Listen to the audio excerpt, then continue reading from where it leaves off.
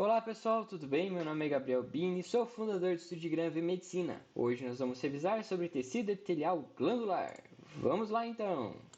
Vamos revisar a partir de uma questão da UFMS, Universidade Federal do Mato Grosso do Sul. Diz o seguinte: observe a figura abaixo que representa um tecido epitelial glandular.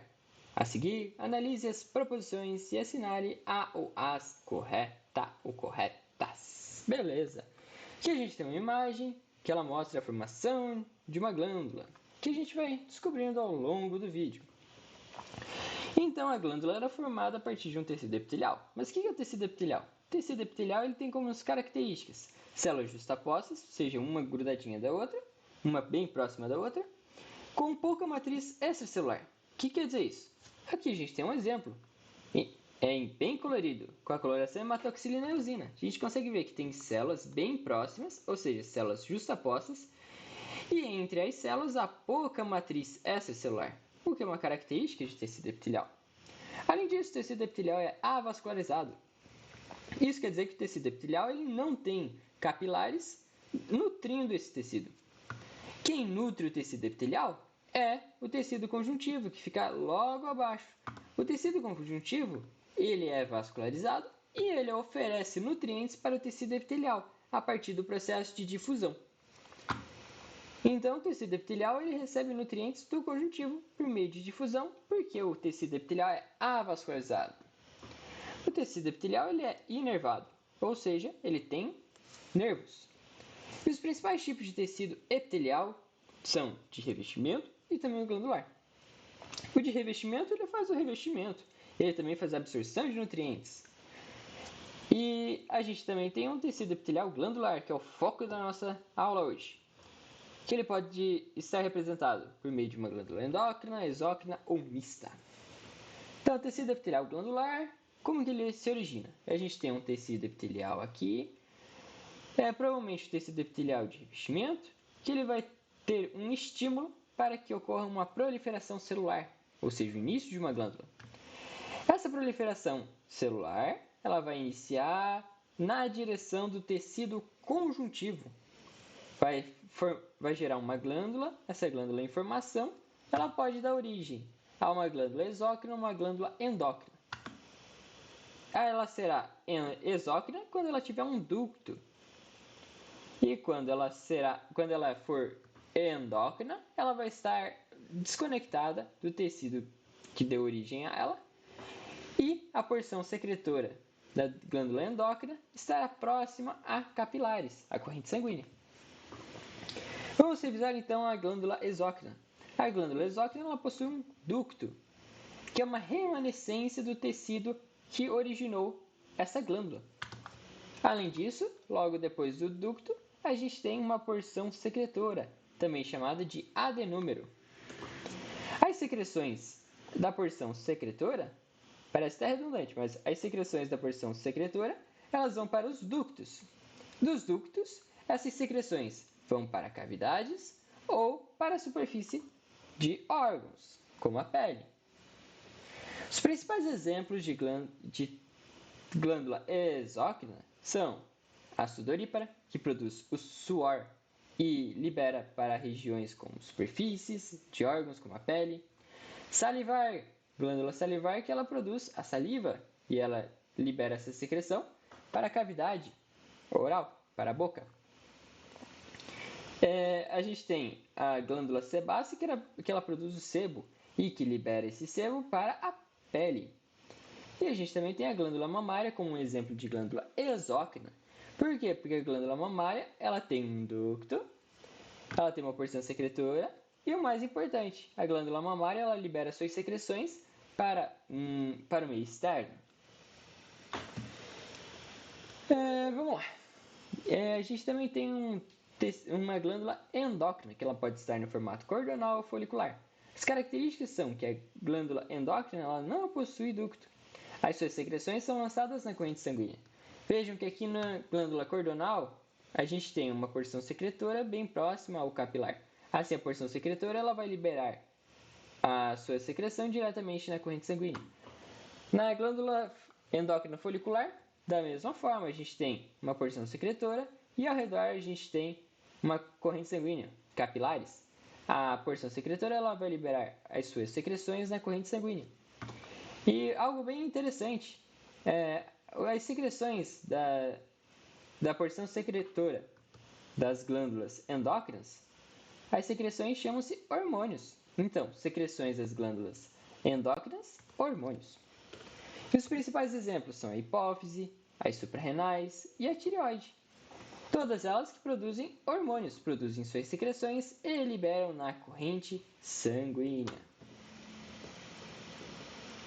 A gente também tem um tipo de glândula que é a glândula mista, que ela possui porções endócrinas e exócrinas. A glândula mista também pode ser chamada de anfícrina, e os principais exemplos são pâncreas, testículos e ovários. O pâncreas ele possui uma porção endócrina que produz os hormônios insulina e glucagon. A porção exócrina do pâncreas ela produz suco pancreático, que possui enzimas que serão de extrema importância no sistema digestório. Testículos. Os testículos eles possuem uma porção endócrina que produz o hormônio testosterona e uma porção exócrina que produz os espermatozoides. Os ovários eles possuem uma porção endócrina que produz os hormônios estrogênio e progesterona. E a porção exócrina ela é caracterizada pela produção e maturação dos ovócitos. Beleza, então agora vamos para a imagem, que a gente tem aqui a imagem que a questão nos forneceu. A gente tem um tecido epitelial, provavelmente revestimento, que a gente tem uma proliferação celular em direção ao tecido conjuntivo. Essa proliferação celular vai se desenvolvendo,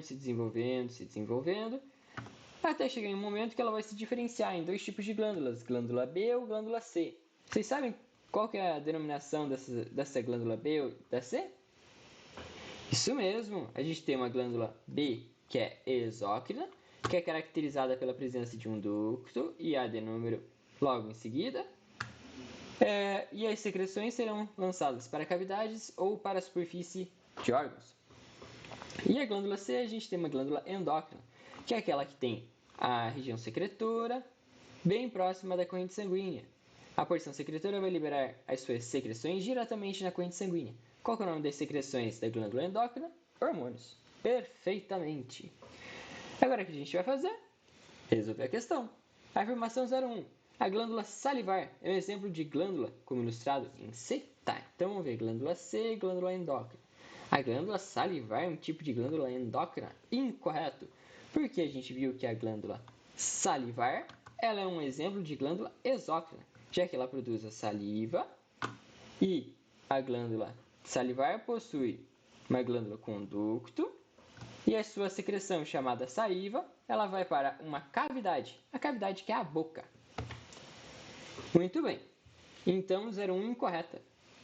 02. Para a formação das glândulas pelo tecido epitelial ocorre a proliferação e a penetração das células do tecido epitelial no tecido conjuntivo, como ilustrado em A. Perfeitamente, porque como a gente viu aqui nessa imagem e através dessa outra imagem, a gente consegue ver que a gente tem um tecido epitelial, provavelmente revestimento, que ele tem um estímulo para que ocorra uma proliferação celular. Essa proliferação celular é o início da formação de uma glândula e a glândula vai se formando até que chega um momento que vai ocorrer a diferenciação em glândula exócrina, que tem ducto e libera as suas secreções em cavidades ou superfície de órgãos, e uma glândula endócrina que ela se destacou, que ela saiu ela não tem mais conexão com o tecido que a originou.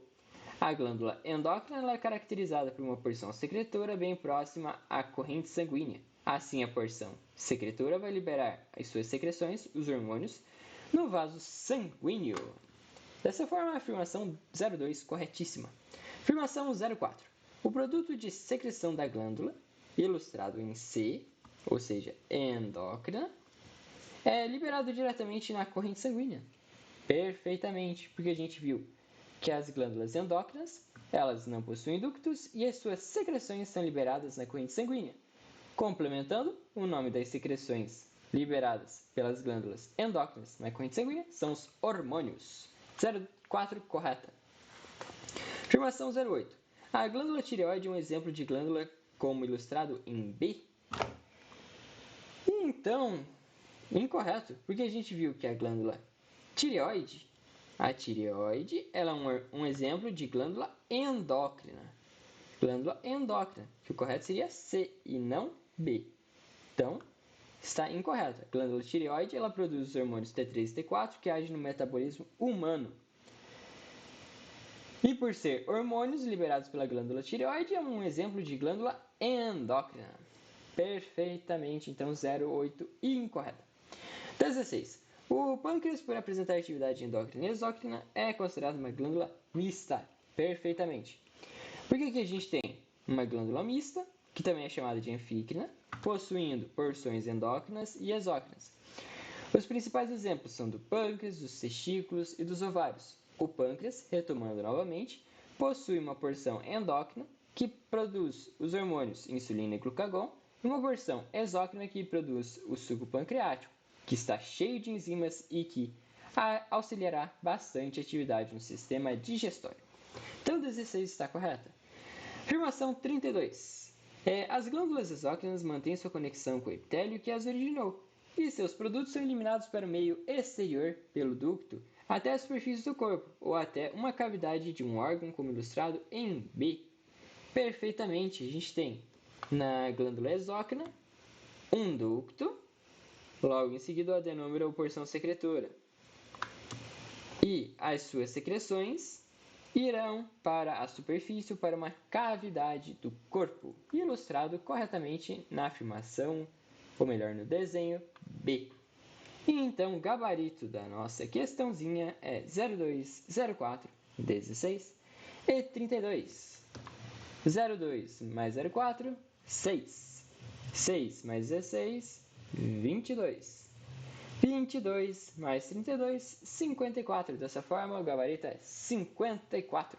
Uma questão de somatória bem interessante, que a gente conseguiu revisar todo o tecido epitelial glandular. Espero que tenham gostado do vídeo. Se puderem, deixem um like e qualquer dúvida, deixem nos comentários. Muito obrigado. Tchau.